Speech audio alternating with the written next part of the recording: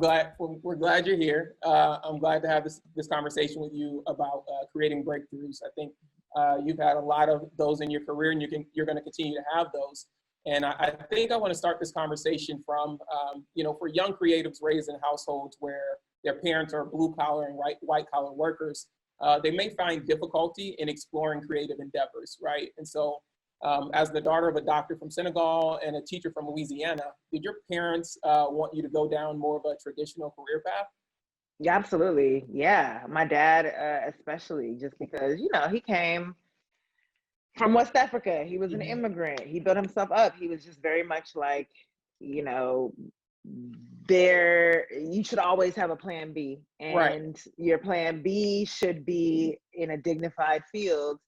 And he was always like, you could write, you could be creative and all that, but like that's always going to be there. So, and I always thought that was backwards. I was like, Dad, I can't always pursue entertainment, but school is always going to be here. Right. And my mom was actually a cautionary tale for me because I watched her. I didn't watch her, but she wanted to be a director. She wanted to go into the entertainment and, actually pursued the assistant director program under Steven Spielberg, and then, had kids and kind of went the stable route. And for me, that was just like, I don't want to not live my life to the fullest. And, she has told me she's living vicariously through me. So I think I had both of those. I had that pressure, and I certainly tried to make them happy. But after a while, you kind of just have to do you, because you're not living your parents' lives, you're living your own life. And if deathbed you is going to be satisfied making them happy, then great, make them happy. But you gotta live your life. Yeah, I mean, it takes a lot of courage to your point to decide like, hey, I'm going to do this, right? And it's no disrespect to your parents. It's just like, this is the life that I want to live, and at the end of the day, you're accountable for your life. One of the things I thought was interesting is that in high school, you started acting in high school. Do you recall early on what that experience was like? Did you feel like you were natural at it? Like, what was that like for you? Yeah, I actually did my first play when I was in the 5th grade, by accident. My teachers it was kind of racist, and, they were just like, you should play the boy in A Midsummer Night's Dream. You should play Demetrius. And it was, I went to pretty much an all-white school. And I was like, okay, but then I loved it. And I was like, what? Like, I really got into the role. I really got into playing the character, and I had never really gotten a chance to be someone else on stage before. And that moment, being 9, 10 years old, stood out to me, and being able to make people laugh on stage through a performance, through Old English. Yeah. And then in high school is when I started to take it a bit more seriously, because I had an amazing drama teacher.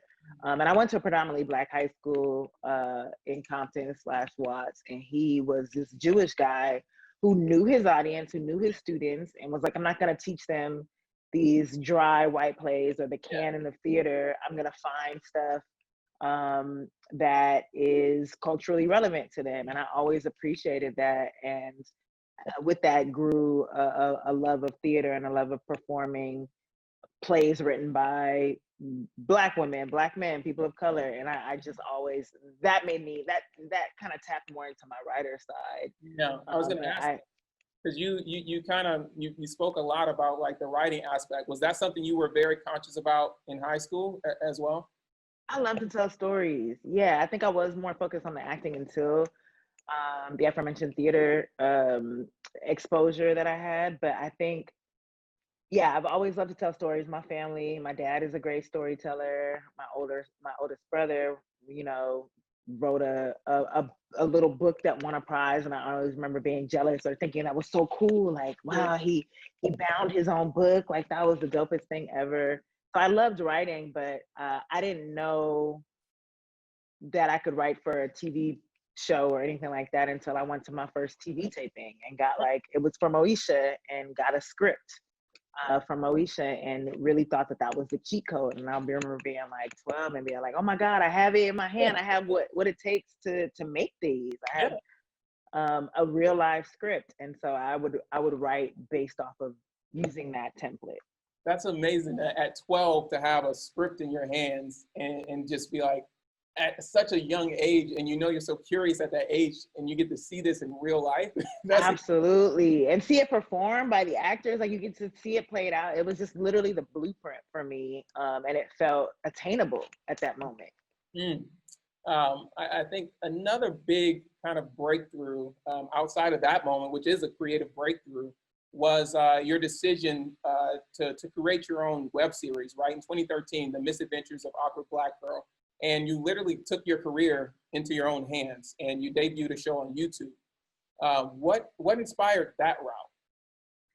Well, in college was the very, very first like bootleg web series I had ever made. You know, I was a super not I wasn't a super senior, but I was a senior who was procrastinating. I had to take too many units because I had to catch up.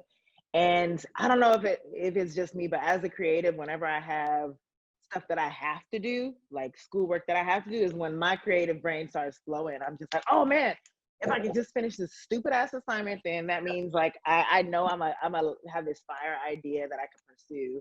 And for me, that's where that came about, was just like, procrastinating, coming up with this idea and wanting to execute it. And the year before, I had spent a lot of time actually trying to break into the industry traditionally through contests, through taking meetings with execs and trying to sell this script. And so for me, YouTube and Facebook kind of became my creative outlet. Yeah. And in releasing that series, most of the Black students at Stanford watched this thing called Dorm Diaries, which was about being Black at Stanford. And that moment always stood out to me as like, I've been trying to break into the industry, but I just released something online and I have an audience and they like my writing and they're not telling me this doesn't have an audience or there's, a critique. And so by the time I did Awkward Black Girl, a few years later, it was my third web series. And it was the first time I was putting myself in it. So it felt different. I was very nervous to put it on online. Yeah, it was super personal. And for me, it was just about putting it out before someone else had the idea to do it. I was definitely afraid of that. I was always very precious with my ideas. And I was like, I keep making so many excuses to not do it because I was being a precious perfectionist about it, that I was finally just like, you know what, let me do what I can with what I have and see what happens. Right. It's such a motivator too, though, to be like, no, I want to get this out before someone else kind of goes into this lane. But at the same time, it is you. It's you. Yeah. But I love the fact that you took it into your own hands, the fact that you weren't waiting for someone to tell you what the audience was. You knew, like, instinctually, like, there's an audience for this. Yeah, and because I was that audience, and I wanted to see it. And I think that's what it comes down to at the end of the day when you're thinking about creating work. Like, are you going to watch this? Are you feeling a void? Do you want to watch this? Do your friends want to watch this? And for me, like, all the answers to those questions were yes. And it was time to just do it. That's amazing. I also admire that you're a big advocate for owning your own unique story. I think you champion that really, really well. How has that continued to influence your work beyond the web series? Well, I think it's come down to the perspective that I have and kind of exploiting that to the fullest. And I think that's obviously what makes creators unique, like the way that you view the world, your imagination, and how you tell a story in particular. And so for me, I'm very passionate about tapping into what feels authentic to me, and also trying to empower other storytellers that, maybe I have no idea about that world, but I can tell it's authentic to them and I respect, and it's the story that I want to see. So if I have the resources to be able to help them tell that story, that's just exciting to me. So that's kind of what kind of invigorates me, is just being able to tell the stories that I feel like, oh, they're not ready for this. Okay, all right, I just have this idea, or like, being able to hear someone's pitch or hear someone's story and be like, wow, I can help you make this happen, and I can't wait to. Yeah, it's being in a totally different seat, right, than being on the camera. You're like, I can also help empower these stories that are also not being told and bring them 100%. Right? It's a great point that kind of also leads into another question I wanted to ask you. So I saw this recent interview you did in The Hollywood Reporter, And there's a quote from Kerry Washington about how that really stuck out to me. And it says, like, Issa's vision extends beyond the limitations of Hollywood's imagination. And at what point did you start to think beyond what's normal for a Black woman in Hollywood, right? That's where that quote kind of took me. Where did you decide to expand on that? First of all, I need to get that quote tattooed on my body. I'm gonna get it tattooed on my chest. I was so hyped when I saw that because I had no idea who they like interviewed. So I was like, Carrie. But I think you just kind of have to. You have, because Hollywood is so limiting, and when it comes to recognizing, even storytelling wise, visually, the potential of stories of color, they're just not there yet. They're so confined to a very specific perception, and I think you have to constantly be thinking outside of Hollywood, because Hollywood, yes, it sets trends, but it's also always catching up. And so for me, that came down to, creating Awkward Black Girl and the 2 web series before it. It came down to creating, what I wanted to see. And I credit her and even Shonda Rhimes for also having to for opening the doors for Hollywood to see that, people do want to see these things. People want to see Black women in leads, and this Black female showrunner can helm a show that has lasted. What Grey's Anatomy has been on the air for like 20 years, and that has obviously, Shonda has taken that and built an entire empire. And if it weren't for people like her, I wouldn't be able to be here. So I hope to continue to pass the torch and hold that door open for other people, because Hollywood just is not imaginative at all. Yeah, well, we definitely appreciate women like you definitely taking it to the next level, right? Creating the next space for the next generation, even among some of the community members we have with us today from the All Stars community.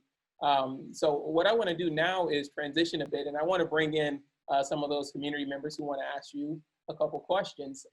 Joining us first will be Aysha from Australia. Aysha, can we get you to turn on your camera and introduce yourself? Amazing. Hi. Hey. Hi. Thank you. How are you? I'm very good, thank you. It's the early mornings here, so I'm just still kind of waking up. Oh man, thank you for making this happen, then. Any time of the day, I'd be up. So sorry. Thank you, Bimma. My question for you today, Issa, is you have built a huge empire that is still to this day consistently growing. And I would love to know, what are 3 key elements that you would credit to getting you to where you are today? Whether it's like or a decision. Sorry, I didn't mean to cut you off. No, not at all. Yeah, well, thank you for that. I would definitely say betting on myself, for sure, because there's just a lot of self-doubt. You're constantly being told this is an industry of rejection. You're being told what you can't do. You're being told what won't work. And I've had so many different conversations with people who I put in a little burn book that have told me what I can't do. And so for me, that kind of fueled me, of just like, in a petty way of like, I want to prove them wrong. So there's that. You have to bet on yourself. The second thing is surrounding myself with people who are just as passionate as I was, and who were also kind of just starting out. And for me, the team that I have now, some people have been rocking with me, and I've been rocking with them for 9 years now. And they are people who have seen a vision, who are smarter than I am, who have levels of expertise in areas that I don't, that I've learned from, and the relationship has been reciprocal. So I would not be here without them. And 3, not being a perfectionist, not being so precious with my work. I touched on it earlier, but sometimes that can be crippling, of just like, it has to be just right before I put it out. And oh no, people are going to see that. And that's really kind of fear. And you really have to kind of overcome that fear and understand that it's never going to be perfect. Even when you think it is, you're going to find things later where you're just like, I wish I had done that. So you kind of just have to do it, and recognize that you'll have plenty of other ideas, and you have opportunities, so long as you just keep working at it and you keep being open to learning. Yeah. Amazing, amazing. So backing yourself, your circle, and not being a perfectionist. Yes, I'm, absolutely. I'm gonna get that tattooed. So I've got that. It's on somewhere. I love Somewhere. it. Can't wait to see it. I So wish you the best. Thank thank you. you. Amazing. Thank Aysha, thank you so much. you. All right, our next question is going to come in from Dora in the Philippines. Dora, let's have you turn on your camera and introduce yourself. There we go. Hi, Issa, Hey. Bimma. Thank you for having me here. I'm Dora from Manila. Like Aysha, it's like Hey. the early morning here. Wow, y'all are troopers. Thank you. So the question I have for you is, the world is clearly in turmoil with different kinds of crises popping up everywhere. How important are artists today, and is every kind of art political? Ooh, art. I mean, I'm sure we've all seen you're turning to art when you're stressed, when you're looking for a solace, when you're looking for community. So in that way, artists are very important. They're a reflection of the time. Sometimes, for me, art is where reflection meets fantasy, and sometimes art tells more truth than the media or the political society that is a reflection of the people in many cases. But do I think that all art is political? Sometimes, I can make something and see it completely differently than who is watching it, who is reading it, whatever it is. And at that point, it's out of my hands. At that point, it's what matters is what it is for you, and how you consume that. So I can make something with the intention of making people laugh or making them feel something, and it can become political outside of my control. So in that way, I don't think that all art is political, but I do think that obviously art is for whoever it's consumed by. Thank you so much for that, Isa. I just want to tell you that you're one of the reasons I keep creating art Oh, every day. So thank you. thank Thank you for you. existing. Thank you for Thank you for saying that. having Thank me. you. Thank Hi, you, Best Dora. of Bima. Hi, luck. Isa. Bye. That was All so right, sweet. our last question, Issa, is going to come in from Ify in Jersey. Ify, can I get you to turn on your camera and introduce yourself? Hey. Oh my gosh. Hi, Hey, Issa. Iffy. How you doing? You know, I'm doing great now that I'm speaking with you, truly. Like the highlight of my day. Thank you so much for, allowing me to be here at Bima. Thank you for this as well. So I read your book last year, and you talk a lot about growing up in Senegal in the US, and I'm Nigerian, Jamaican, born and raised in Jersey, so I related a lot to it. So I was wondering how these cultures and your experiences living in these different places have influenced your voice and perspectives and stories that you highlight when you create content for the Black community. Yeah, if anything, I think it's only reinforced what I've always believed, and it's that your perspective is your own. There is nobody who's ever walked in your shoes. There is nobody who thinks the way that you think. There's nobody with your point of view. And for me, having spent part of my life in Senegal, having been raised by a Senegalese father and an American mother, having, been able to speak French and Wolof and all these different languages, and constantly have to translate and reflect and kind of even tell different stories in various languages to different people to help them to understand has impacted my own storytelling.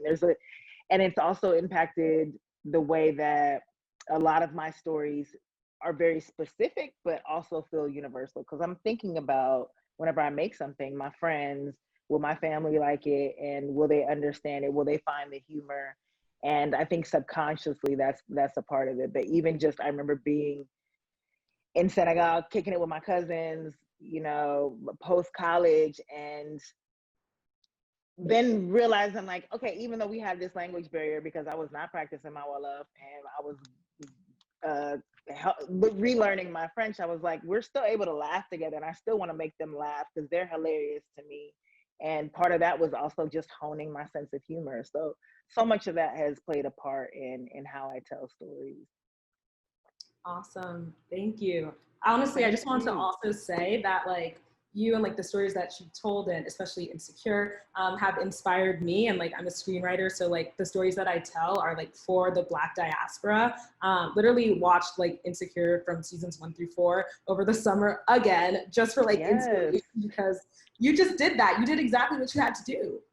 Well, thank you. I can't wait for the Nigerian, Bronx, Jamaican creative outlet that you put out there. I know it's gonna be fire. So thank you. Thank you. Ify, thank you so much. Issa, thank you so much for joining us for this conversation about creating a breakthrough. Also, thank you so much to the All Stars for your questions. This has been a phenomenal discussion. Thank you so much. Thank you, guys.